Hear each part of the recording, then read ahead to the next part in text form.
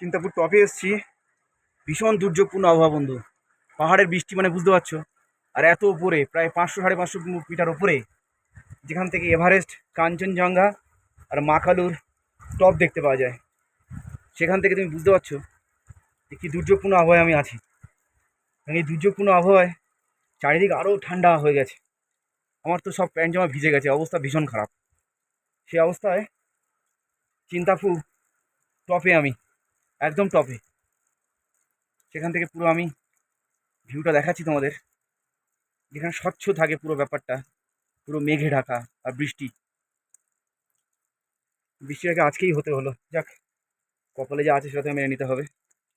Rhododendron ফুল already ধরে আছে, নিচে যেমন ছিল এগুলো রডোডেন্ডন ঝরে গেছে। এই মাসের শেষে সব ঝরে যায়। ওদিকে প্রচুর হয়েছে রডোডেন্ডন, প্রচুর, কিছু গাছে ঝরে গেছে। আর এই গাছটা একদম সামনে আমার, পুরো রডোডেন্ডন ঝরে আছে। রডোডেন্ডন নেপালের জাতীয় ফুল। আমাদের যেমন পদ্ম, তেমনি রডোডেন্ডন নেপালের জাতীয় ফুল। এবং এই ফুলটা ছেঁড়া যায় না, ডাল ভাঙা যায় না, এটা তাদের সরকারি আইন বিরুদ্ধ কাজ। আমাদের গাইড যিনি ছিলেন তিনি বললেন। আর